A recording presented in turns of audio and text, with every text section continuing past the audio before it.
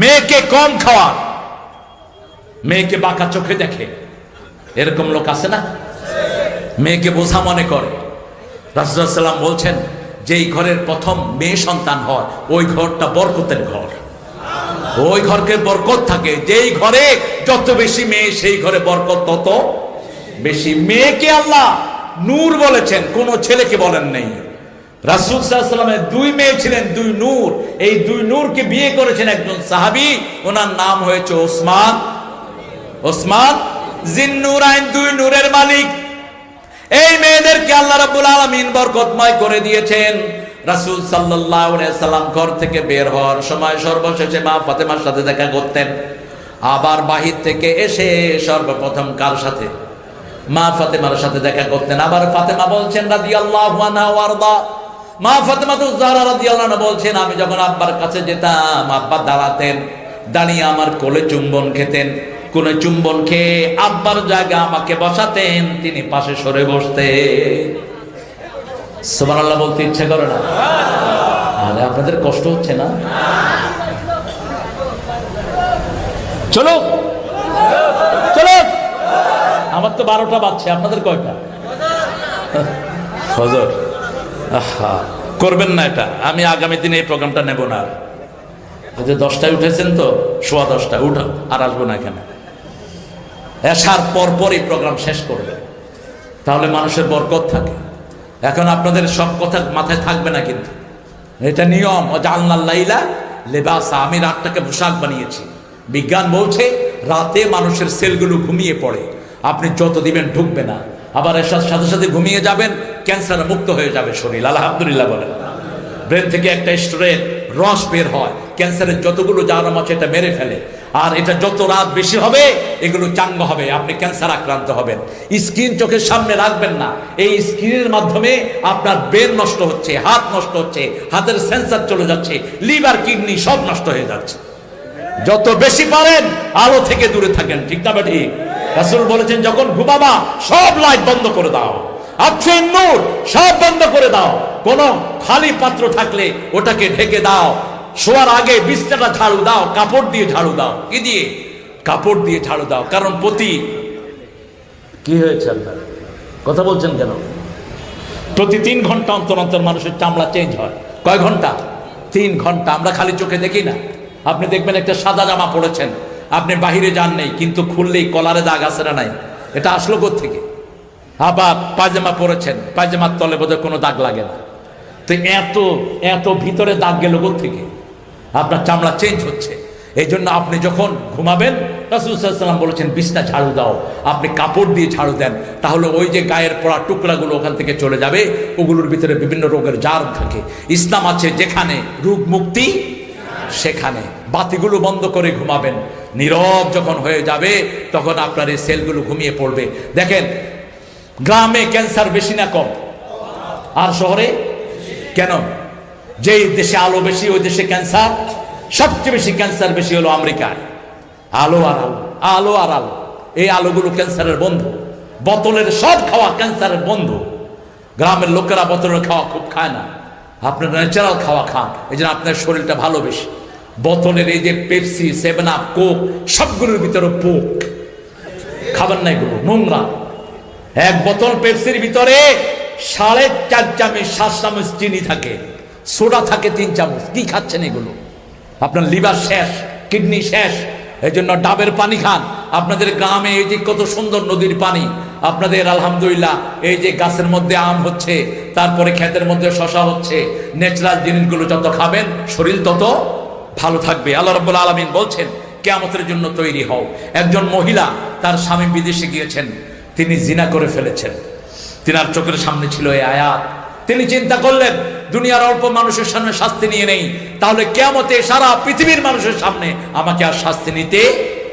তিনি রাসূলের কাছে গেলেন, গিয়ে বললেন জানাইতু ইয়া রাসূলুল্লাহ, আমি জিনা করেছি। রাসূল মুখ ফিরিয়ে নিলেন। তিনি আবার গিয়ে বললেন জানাইতু ইয়া রাসূলুল্লাহ, আবার মুখ ফিরিয়ে নিলেন। কারণ যে প্রকাশ্যে জিনা করে তাকে প্রকাশ্য শাস্তি দেওয়াই হলো ওয়াজিব।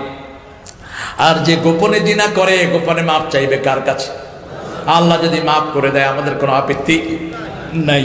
রাসূল চিন্তা করলেন মেয়েটা গোপনে গিয়ে মাপ চাক, কিন্তু মেয়েটার তওবা এত বড় ছিল, আবার গিয়ে বললেন আমি জিনা করেছি, শাস্তি দেন। রাসূল সাল্লাল্লাহু আলাইহি ওয়াসাল্লাম বললেন তোমার পেটে বাচ্চা এসেছে নাকি? হ্যাঁ এসেছে। তুমি জিনা করেছো, তোমার বাচ্চার কোনো অপরাধ?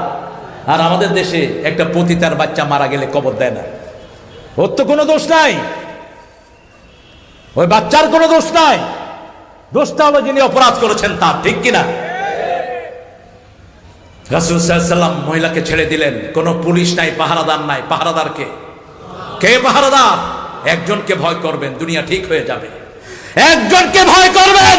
বাংলাদেশের অফিসের লোকগুলো যদি আল্লাহকে ভয় করতো, এত ঘুষ বাংলাদেশে হতো না, এত অবৈধ কাজ হতো না, ঠিক কিনা? মাথায় টুপি, মুখে দাঁড়ি, ঘুষ খাইতে একটু দ্বিধা করে না। রমজানে আমার মুসল্লি একজন গিয়ে বলল, হুজুর ওয়াসার অফিসে গিয়েছিলাম, খুব দোয়া করতেছি আল্লাহর কাছে, আল্লাহ ঘুষ যেন দিতে না হয়, আমার রোজাটা শেষ। গিয়ে দেখি একজন হুজুর পেয়ে গেছে, আমি খুব খুশি। গিয়ে বললাম, ভাই আমার এই ওয়াসার এই প্রবলেমটি আপনি এই রোজার মাসে একটু ঠিক করে দেন। উনি ড্রয়ার খুলছে, কয় আমি হাত দিয়ে ধরুন না, যা দিবেন এখানে দিয়ে যান। কত বড় বেয়াদব! হ্যাঁ, যা দিবেন ড্রয়ারে দিয়ে যান, আমি রোজা ভেঙে এটা দেখবো কত দিছে। হবে রোজা? কথা বল না কেন, রোজা হবে? কত সাধু অগল বসে আছে আমাদের অফিসে।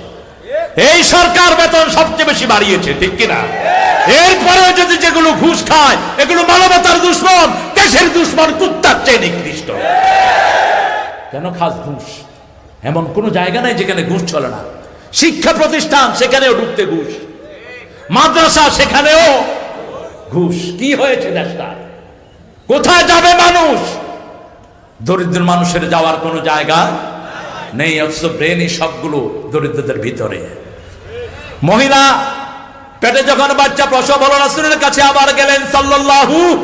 রাসূল সাল্লাল্লাহু আলাইহি ওয়াসাল্লাম বললেন, তোমার বাচ্চা তোমার কাছে খেতে হবে। আফসালুহু ফি আমাইন, 2 বছর দুধ পান করবে। কয় বছর? 2 বছর। 2 বছর দুধ খাওয়া বাচ্চার হাতে শক্ত খাবার দিয়ে মহিলা হাজির। রাসূল সাল্লাল্লাহু আলাইহি ওয়াসাল্লাম ওই মহিলার ব্যাপারে বললেন, তাকে বুক পর্যন্ত গানিয়ে কাপড় দিয়ে ঢেকে স্টোনিং হার, তাকে পাথর মারো, পাথর মেরে দুনিয়া থেকে বিদায় করে দাও। সঙ্গে সারের নিয়ম। মহিলাকে পাথর মারা হচ্ছে, রক্ত এসে একজন সাহাবীর গায়ে পড়লেন, তিনি গালি দিলেন। রাসূল বললেন, ও প্রিয় সাহাবী, কাকে গালি দিয়েছো জানো নাকি? এই মহিলার তওবা যদি ভাগ করে দেয়া হয়, পুরা মদিনাবাসীর জন্য যথেষ্ট হয়ে যাবে। কিভাবে তওবা করেছেন? কারণ তিনি চিন্তা করেছেন কার সামনে দাঁড়াতে হবে। ইয়াউমা ইয়াকুমুন নাসু লিরাব্বিল আলামিন, প্রত্যেকটি মানুষ কার সামনে দাঁড়াবে? আল্লাহর সামনে দাঁড়াবে। মানে হাদাল কিতাব লা ইউগাদিরু সগীরাতান ওয়ালা কাবীরা, এটা কি আশ্চর্যজনক কিতাব! ছোট্টখাট্ট কোন আমল এখান থেকে বাদ পড়লো না। কাকে গালি দিয়েছেন, কাকে চোখ রাঙানি দিয়েছেন, সব আমলনামায় আছে না নাই? এজন্য অত্যন্ত সতর্কতার সাথে জীবন যাপন করেন। আজকে যদি সকালে জেগে উঠি তাহলে হলো সকাল, আর যদি মারা যাই তাহলে হলো পরকাল। এই তো পার্থক্য। সকালে যদি ঘুম থেকে উঠি তাহলে কি হলো? সকাল। আর যদি ঘুম থেকে না উঠি কি হবে? পরকাল। যারা এশা পড়েন নেই, গিয়ে বাসায় আগে এশা পড়বেন। পারলে সারা দিনের নামাজটা কাজা করে নেবেন। অল্প সময়, বেশি সময় তো আল্লাহ চান না, অত্যন্ত কম সময়। আজকে থেকে 5 ওয়াক্ত নামাজ পড়েন, আগের নামাজগুলো অটো আল্লাহ মাফ করে দিতে থাকবেন।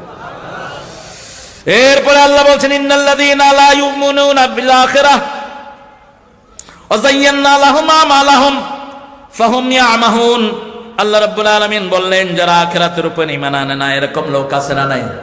বিশ্বাসই করে না আখিরাত। খাও দাও, চুরি করো, ডাকাতি করো, কোত্থেকে আসে এত লোকের হাতে এত পয়সা? কোথা থেকে পয়সা আসে?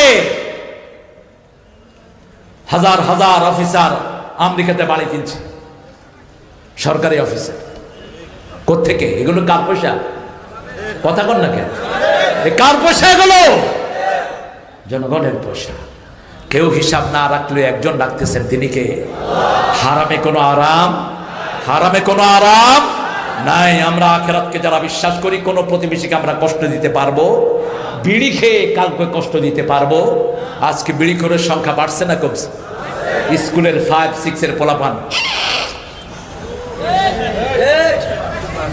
কোথায় যাচ্ছে? সমাজ কোথায় যাচ্ছে? আপনার এডুকেশন কি এর পড়াশোনা? এগুলো